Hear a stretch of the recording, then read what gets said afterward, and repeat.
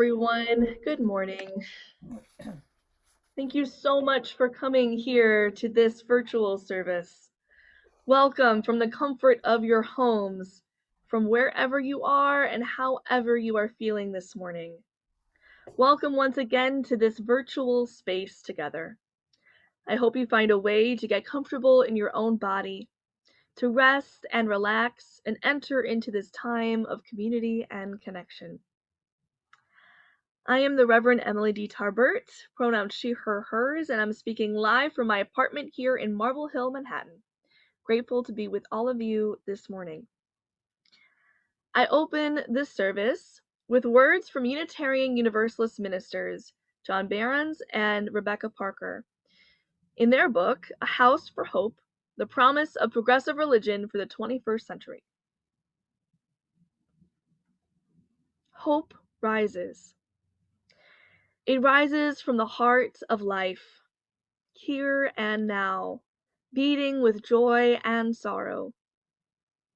Hope longs. It longs for the good to be affirmed, for justice and love to prevail, for suffering to be alleviated, and for life to flourish in peace. Hope remembers. It remembers the dreams of those who have gone before and reaches for connection with them across the boundary of death. Hope acts. It acts to bless, to protest, and to repair. There are our opening words this morning. I now invite Chris Johnson to light our chalice this morning. Good morning. Please join me in our affirmation as Emily lights our chalice this morning. In the search for truth and the spirit of love, we unite for worship and fellowship.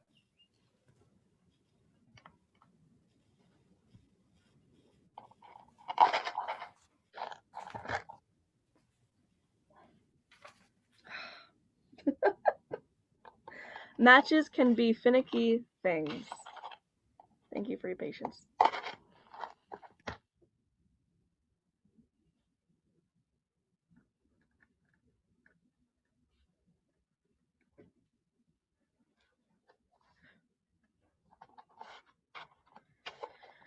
As an extension of our lighting our chalice, I want to take a moment of silence now to reflect on some of the names of those who've been recently affected by police brutality. We know that we cannot cover all of the names of those who've been affected. Here are a few of them. We light a candle for Ma'Khia Bryant.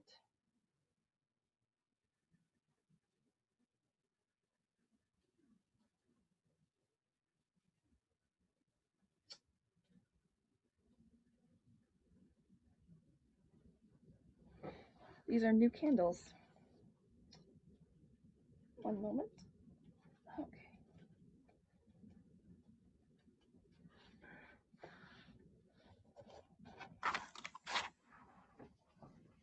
For Andrew Brown Jr.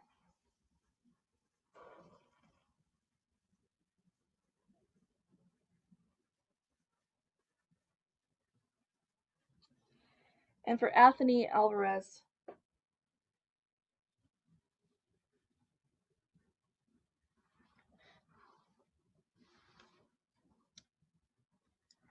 As I light these candles, I want to take a moment of reflection to address some of the ways I've noticed language around police brutality be spoken about in the media, especially in recent news and in light of the death of Ma'Khia Bryant. Lately, I've noticed this human desire to get into the context to explain the details, and I've noticed the use of words like justify. What justified things?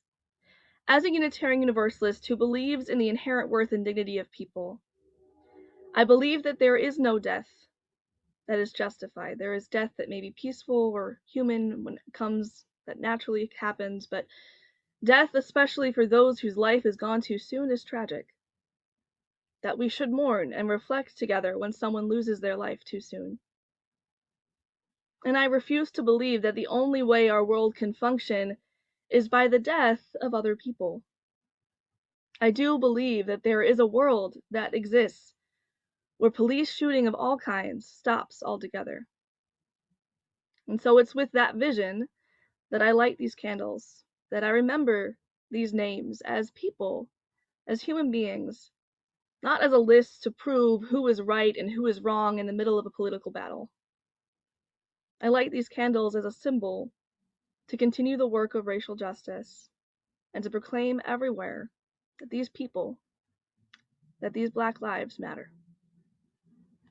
Thank you. I now invite us to join in singing our first hymn, My Life Flows On in Endless Song. Thank you.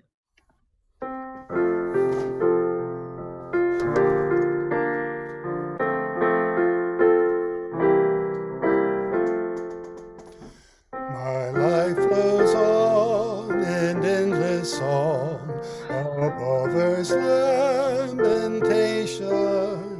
I hear the real, though far off hymn that hails a new creation. Through all the tumult and the strife, I hear the music ringing. It sounds an echo in my soul. How can I keep from singing? What though the tempest round me roars? I know the truth it liveth. What though the darkness round me close? Songs in the night it giveth. No storm can shake my inmost calm, while to that rock I'm clinging. Since love prevails in heaven and earth, how can I keep from singing? When tyrants tremble as they hear the bells of freedom ringing, when friends rejoice both far and near, how can I keep from singing? To prison cell and dungeon vile, our thoughts to them are winging. When friends by shame are undefiled, how can I keep from singing?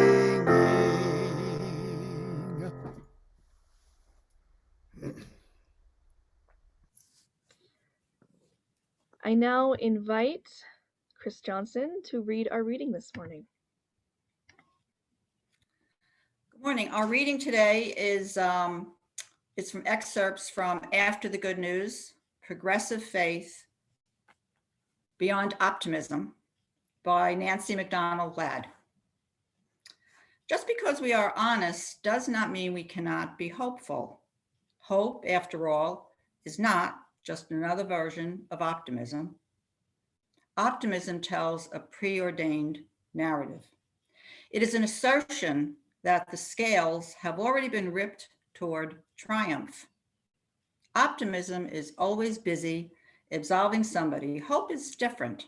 Like faith, hope is the exact opposite of certainty. It does not presume an outcome for good or for ill. It is in the waiting moment when the tug from both directions is not yet fully resolved and when a great many things are still possible. It moves in the humble spaces that open when we allow ourselves to be uncertain and thus not fully self-contained. It is the possibility, though not the inevitability, of a better way. Hope does not require ease. It does not require naivete. It is real, tangible, and enduring, Even after the good news has all been declared, even after the authentic stories of our lives do not have fairy tale happy endings, middles, or ends. So ends our reading.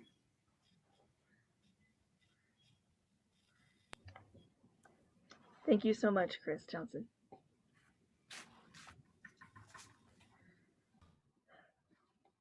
When I was a teenager, I had a phrase that I would say about my faith as a Unitarian Universalist. I would say, I believe in people the way some people believe in God. I think that was a pretty good summation of my humanistic, theistic-ish roots, of my love of Channing, of my love of James Luther Adams.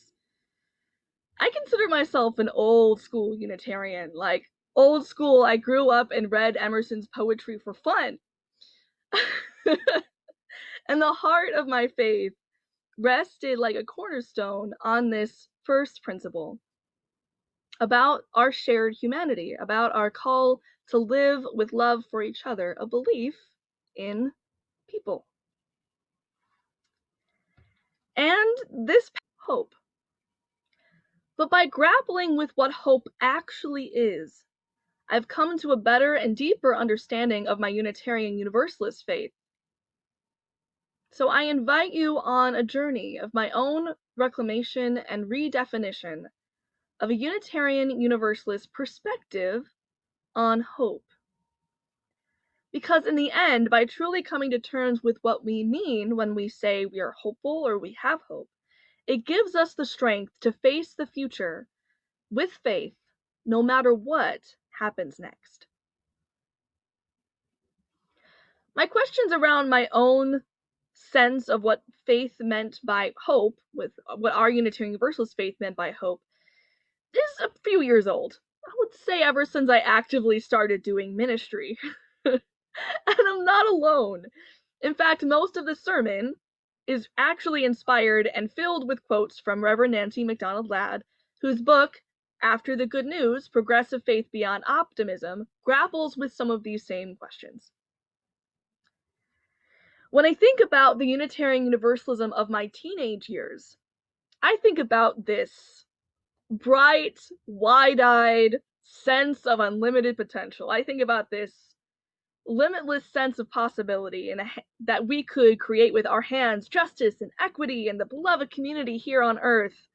I was wrapped up on possibility. I was excited to see what future generations of humans would do. This was admittedly from the perspective of a young, white, cisgender girl in suburbia who was mostly in Ohio, unaware of all of the economic, racial, and social forces of the world. I had this ultimate hope that change was coming.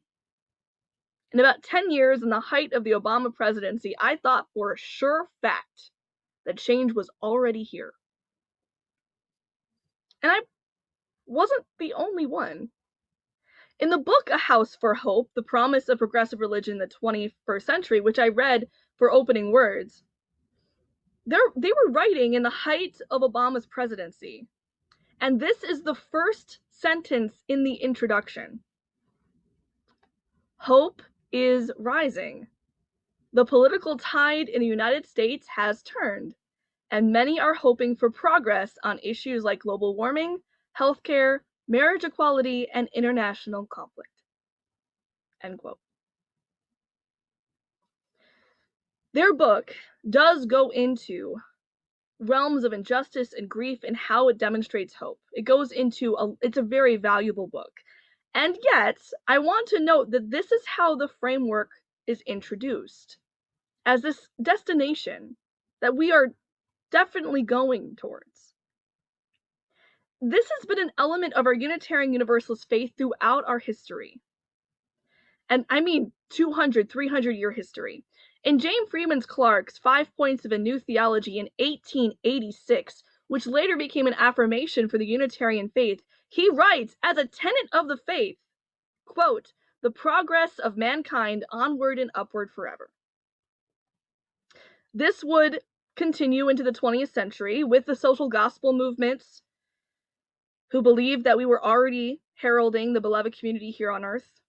It would also continue on to humanist movements, our humanist and transcendentalist notions of self-culture that understood that we would continue to grow and change as individuals towards almost a better sense of perfectionism, for lack of a better term right now. These influences have been part of our denomination's theology, our inheritance. But honestly, I've never heard it better summed up than Nancy McDonald Ladd puts in her book. She says, quote, "We are so utterly and damnably sure of ourselves." So what happens for those who believe in progress when progress doesn't happen? When there is no, quote, arrival or assured proof that human beings did good this time? What happens when we become once again aware of white supremacy? What happens when humanity, for all intents and purposes, continues into the cycles and cycles of history around oppression, power, and destruction? Where does our faith call us to hope for when things like this happen? Feminist writer and theologian Sharon Welsh talks about this in her book, An Ethic of Risk. She reflects on then, she was writing in the 70s and 80s, feminist activism, and she notices this trend that happens when optimism meets the realities of injustice. And I quote this: "The dilemma facing middle-class activities is worthy of special attention. The temptation of cynicism and despair, one's revolutionary favor or youthful idealism, is shaken by the intransience of systems of oppression." Sharon Welsh was a feminist talking specifically about a trend she noticed in white middle-class women when they faced the reality that feminism didn't just mean equal pay, it means a lot more than that, and it's a very long journey, complete with the intersections of racism and oppression and classism. She noticed this trend of just cynicism and despair, of just letting go or giving up. And when you think about it, I can't help but make the parallels with faith too. I'll speak about it in I statements. If my faith rests solely on justice work and the promise of humanity's progression, what happens when I sit and actually just acknowledge the full scope of human hubris, arrogance, greed, malice, and my own complicity? What happens when I face the depth of lament? Despair seems awfully tempting. But hope is not the same as optimism. And when I look back, I realize that as a teenager, I mistook hope for optimism. In this year of the pandemic, optimism for humanity just simply didn't hold up. Maybe because everything I thought I knew was completely put into question. Maybe because my understanding of the progress of humankind really kind of came to the forefront of not really working. When I thought about all the ways that this past year has cut across the lines of race and class and sexism and racism and oppression, when we've seen so much injustice, optimism doesn't really necessarily have a chance. But hope, grounded hope, can survive and thrive. As we heard from reading Nancy McDonald Ladd in our reading that Chris shared, optimism tells a preordained narrative. That's that sense of, oh, we're so sure of ourselves, right? But hope moves in humble spaces. It is the possibility, though not the inevitability, of a better way. Rebecca Solnit also reflects this in her book, Hope in the Dark. She writes, quote, "Hope locates itself in the premises that we don't know what will happen. And in that spaciousness of uncertainty, there is room for us to act. Hope is an embrace of the unknown and the unknowable. It's an alternative to the certainty of both optimism and pessimism. It's the belief that what we do matters, even though how and when it will matter, or who and what it will impact, are not things that we can know. End quote. The power of hope lies in the uncertainty it embraces. Because with uncertainty, hope has the ability to hold paradox and complex truths. Where optimism needs a certain, provable perspective about human progress, hope needs realism. It needs honesty. It needs a confrontation with the truth of injustice, pain, and grief. Grief is an important part of hope that doesn't often get talked about when we talk about hope. Dr. Glenn Thomas Rideout once said, quote, "Our hope can only be as deep as our lament." Confronting pain and grief is part of the sacred work of allowing ourselves to hope. I think this year, as I reflect on the whole year, while I'm in a different state now as I'm fully vaccinated and looking towards the future and looking towards very hopeful for all that is to come, I needed to sit with the pain of the things that were coming into my vision, of the not only of the deaths of people that I knew and loved, but also of the systems of injustice that once again were showing themselves so clearly in our system. And that by sitting with the reality and being honest about it, I actually feel like I have a deeper sense of hope. Nancy McDonald Ladd lifts this up with Duke professor Joseph Winters in her books, in the embrace of this, quote, different kind of hope.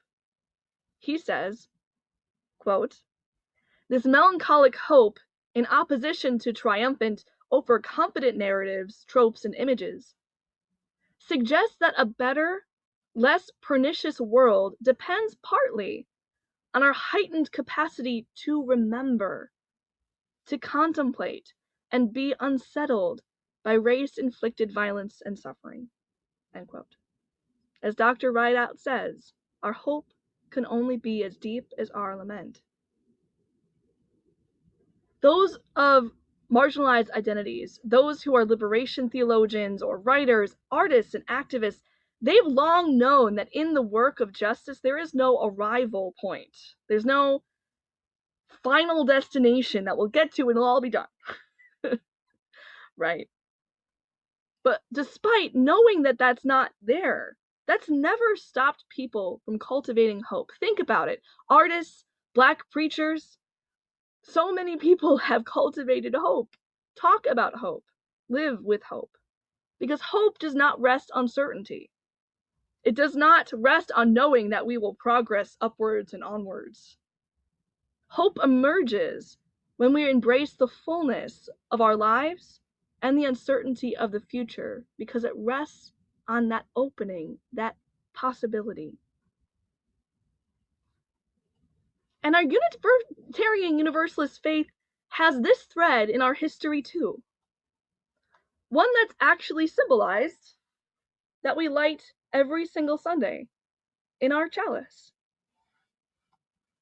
The Chalice Symbol came about in World War II when the Unitarian Service Committee worked on creating a symbol to help communicate that they were trying to free refugees from Germany and from the Nazi regime. They knew people spoke many different languages and that not everyone spoke English, so they wanted a symbol to be able to communicate freely and equally and codedly that they were here to help free people out of Germany.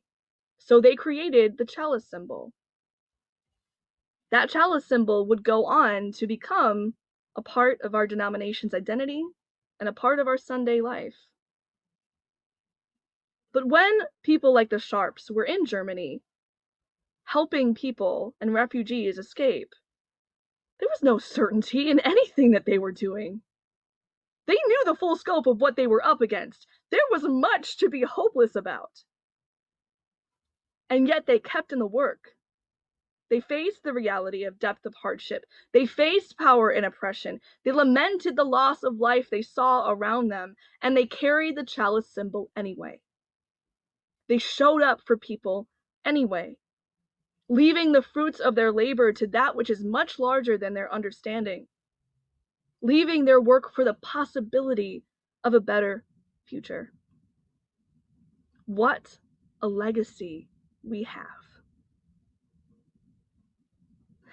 So I learned from that legacy about what hope is and what faith is.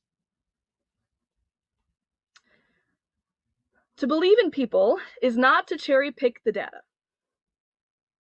It is not to say that I think I'll just ignore the devastation of greed, of malice, of violence, injustice, and power. It's not a selective glass half full perspective. If I truly want to embrace the call to our shared humanity, I must confront the full reality of our human ability towards destruction, oppression, complicity, and greed. I must grieve for the ways that I see myself and others miss our highest aspirations. I must lament the depth of human hubris and arrogance, because it's in so facing that I can embrace the uncertainty and therefore the possibility of a better way. To believe in people is to say that along with all the death we have faced, there still lies a breath of love within our bones that can heal and hold us, that can carry us towards the future we dream of. A future that's not promised, that's not certain, but is always and ever possible. To believe in people is to harvest a grounded, real hope.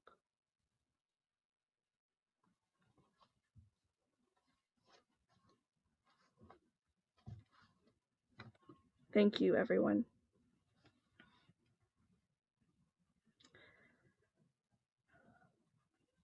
I now invite us for our offertory this morning. One moment, please.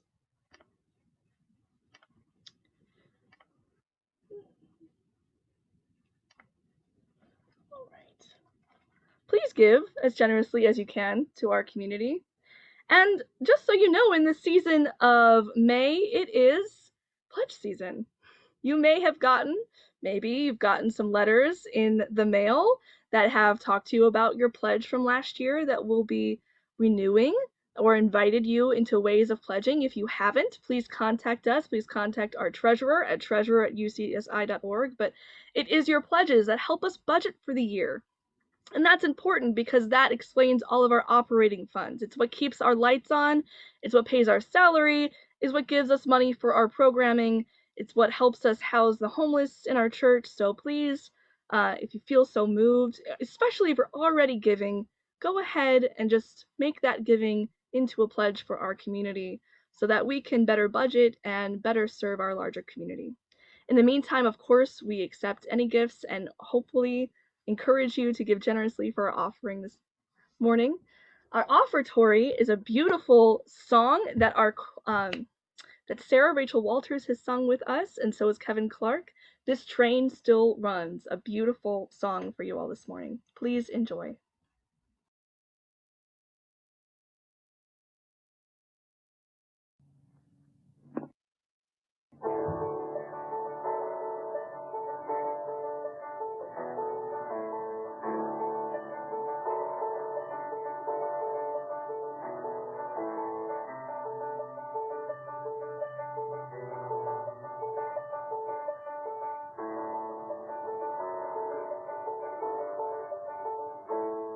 I felt a rumble in my heart over the mountains as the engine ate the spark, spitting out the miles. Times when I tried to jump the track, weight of the world upon my back. So after all is said and done, this train still runs. It doesn't matter where it's gone. This train still runs, and there's a baggage way that comes to carry on. Nothing is forever known, and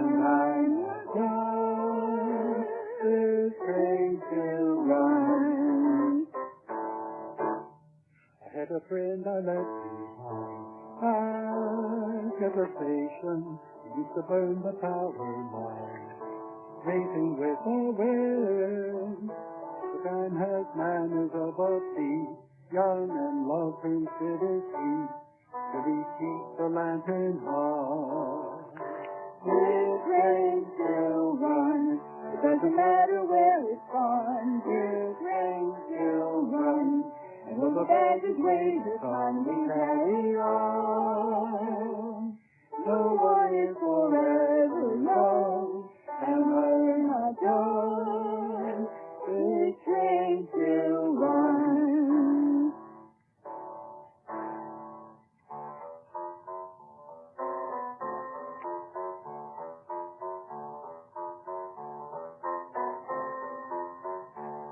I got a ticket in my pocket and I'm ready to ride. I got the motor rolling over and an easy glide. I'm going to travel on the gravel to the other side. Sure as a baby loves the teeth. Sure as a high heel on concrete. Sure as the songs I've left unsung. This train will run, doesn't matter where it's gone. This train will run. We'll carry on. No one is forever young, and I'm not done. This train will run.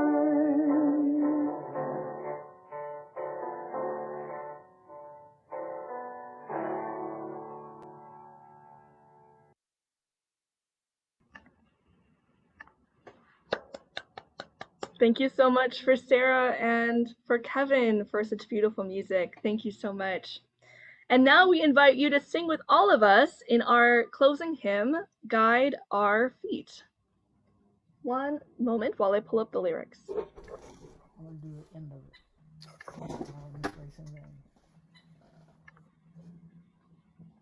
Please sing along with us as Kevin and Carolyn direct us with their music. Thank you.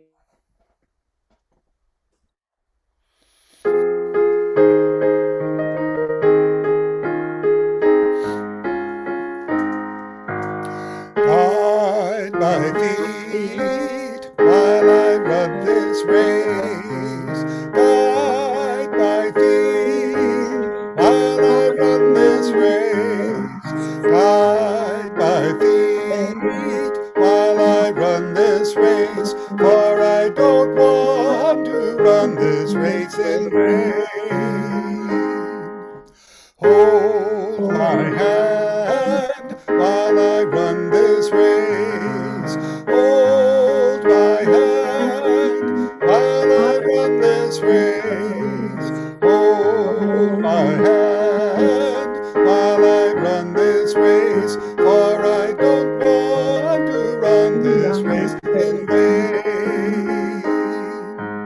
Stand by me while I run this race. Stand by me while I run this race. Stand by me while I run this race. For I don't want to run this race in vain. Search my heart while I run this race. Search my heart while I run this race. Search my heart while I run this race. For I don't want to run this race in vain.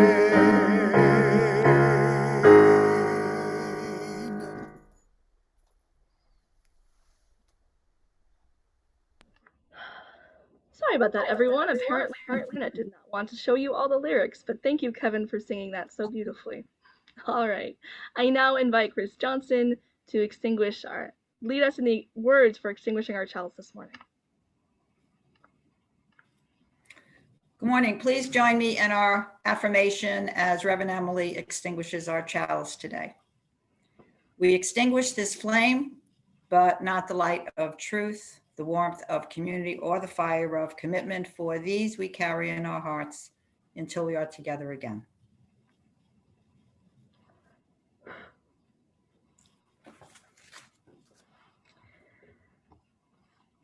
John Murray said, "Give them hope, not hell."